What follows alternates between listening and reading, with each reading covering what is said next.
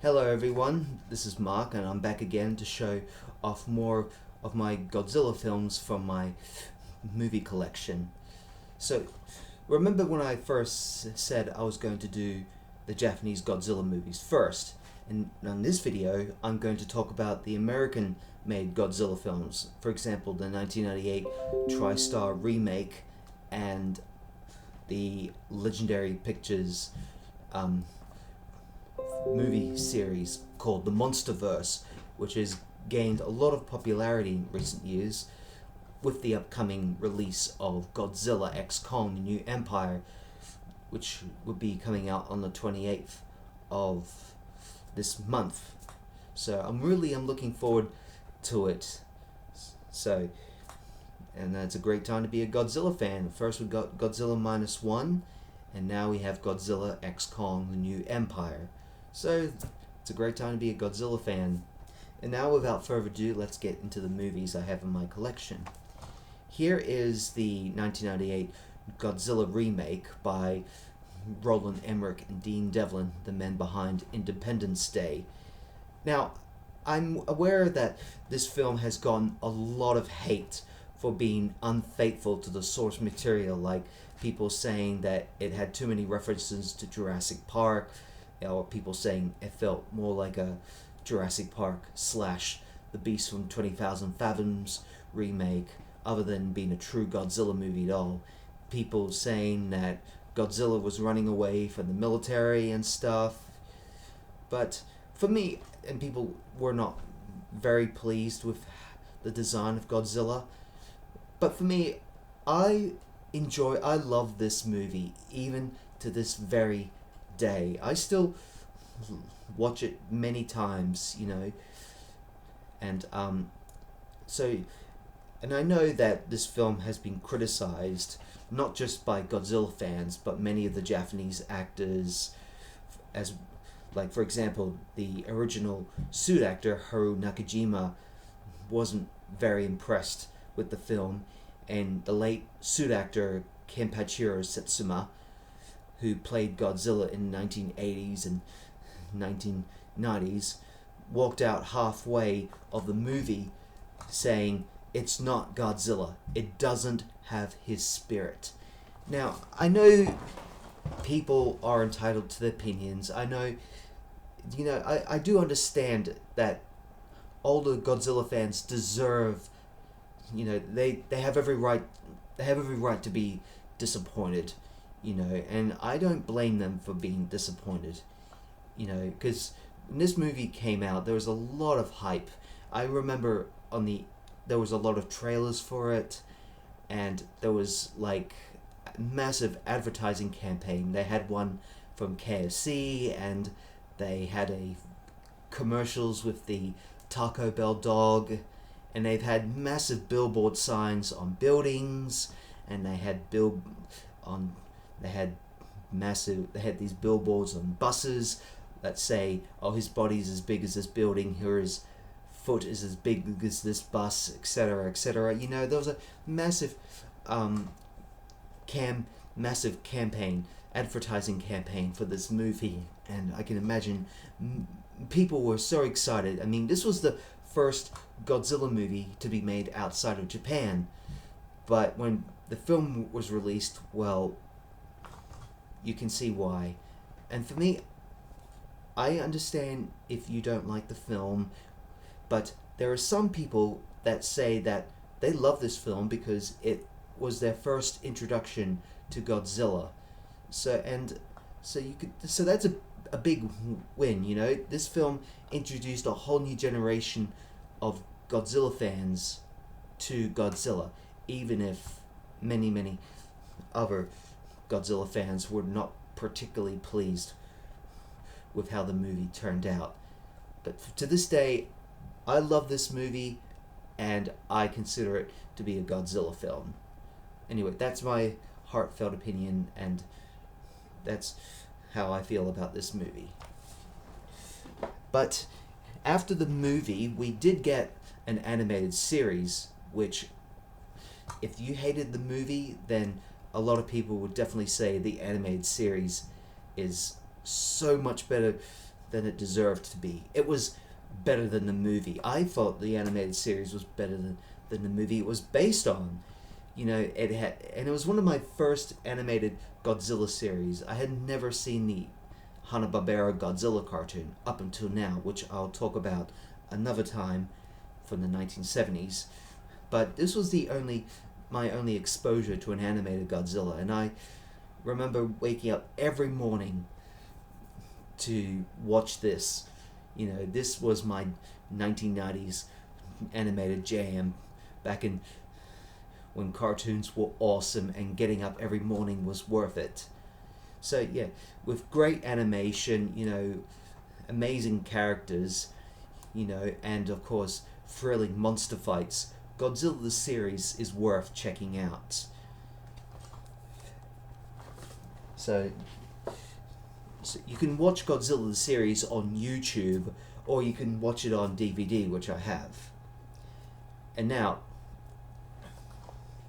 in 2014, Godzilla's 60th anniversary, Godzilla came back with a vengeance in the Legendary Pictures 2014 remake by Gareth Edwards, starring Aaron Taylor Johnson, Bryan Cranston, and Ken Watanabe, titled, Godzilla. And this, to me, I was so happy that they finally brought Godzilla back, for a whole new generation. When I heard that Legendary Pictures and Warner Brothers were planning to do a Godzilla movie, I was so overwhelmed with excitement. I get to see Godzilla come back to the big screen again, the Godzilla movie that fans have been waiting for many years. Now, I do like the 1998 Godzilla remake, but this is the Godzilla movie that we've all been waiting for. And the thing I liked about this movie is, the sense of scale. They would have camera shots on the streets, the characters looking up at the monsters, which gives you a sense of scale of the monsters. Gareth Edwards, who directed this movie, set up really great camera shots, depicting the monsters to make them big and larger than life. And of course, I liked the slow burn approach. They didn't jump right into the action. That was moved at a moved at a slow pace. Although today's audience may not agree with that sort of thing today. But for me, I didn't mind the Jaws approach they went with Godzilla. And a lot of people complained about Godzilla's lack of screen time in this film, as well as, not enough action.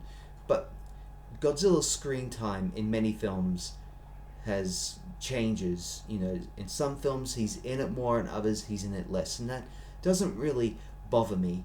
Although I felt that the movie could have benefited from a much stronger human story. I mean, the human story was just a bit meh. The only character I liked in it was Bryan Cranston. I mean, he was awesome.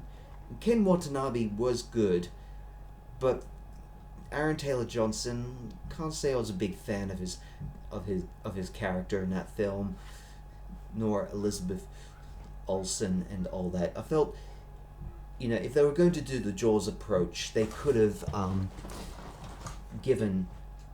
having a much better human story to it. So the human story at times felt weak, and when the monsters are on screen, it gives that movie a burst of life, however brief it may be. But waiting for the monster fight sequence in San Francisco at the end of the film is epic, and it's well worth the wait, considering. So I'm glad that this film was made, and it brought Godzilla back for a whole new generation. And next in 2019 we have, which is Godzilla King of the Monsters, although it's called Godzilla 2 King of the Monsters, with Millie Bobby Brown and Vera hang on, what's Vera Farmiga, and of course Ken Watanabe reprises his role as Dr. Ijiro Serizawa, and we also have Charles Dance and Kyle Chandler. And in this film, it goes much bigger. You know, it doesn't hold back on the action. You get many monsters, not just Godzilla, but you get the most badass. How do I say? You know, King Ghidorah, which is hands down the most badass depiction of a well-loved villain of Godzilla. And you also have Mothra, you have Rodan, and you get many other monsters in it, although they're a bit brief. You know, they don't get as much screen time as the other creatures like Godzilla, Mothra, Rodan, and King Ghidorah. But this film was awesome. You know, I think this was the film that I saw more than like, I kept going back to seeing this film again. I think I saw it 7 or 8 times, and yeah, it was one of those films that has to be seen on the big screen. And although, which is a bit unfortunate, the film it was not a box office failure. The film was more of a box office disappointment. I think this film came out a month after Avengers Endgame, which is a bit of a shame. I mean, I loved Avengers the Endgame, you know, and I'm happy it was a box office success, but I love Godzilla, and I think it deserves to be a box office success as well. But other than that, this film I think is better than 2014 Godzilla, and it doesn't hold back on the monsters, and you know, truly an epic monster mash, definitely worth seeing. And of course, then in 2017 we have sorry, I just had a bit of a phone call, but anyway, in 2017 we had Kong Skull Island, which was sort of a build-up to 2021's Godzilla versus Kong. Now, I know all of you know that I'm a huge Godzilla fan, and I never really cared much for Kong, you know, and right off the bat, you'll all be thinking Mark's probably rooting for Godzilla to win. So, yeah, and again, this isn't a remake of the 1962 version. This is more of its own version, the MonsterVerse version of Godzilla versus Kong, or the original film was called King Kong versus Godzilla. And again, this film is insane. I mean, non-stop kaiju action when we get to the epic battle between Godzilla and Kong fighting out in Hong Kong. I mean, it was a no holds barred battle of the ages. I mean, truly an epic fight of the century. And I can imagine people were excited to see Godzilla and Kong fight again. So, I'm wondering. So definitely check out Godzilla vs. Kong if you either love Godzilla, if you're a Godzilla fan or a Kong fan, or you consider yourself to be a fan of both Godzilla and Kong. Well, here it is. It's something for you to check it out. And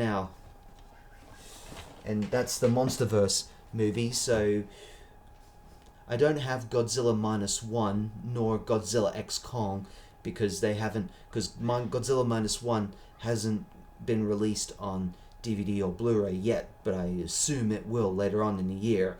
And Godzilla X Kong, the New Empire, will be unleashed on the 28th of March, which I am looking forward to, and I'm hoping to see it on IMAX, to be honest. Yeah.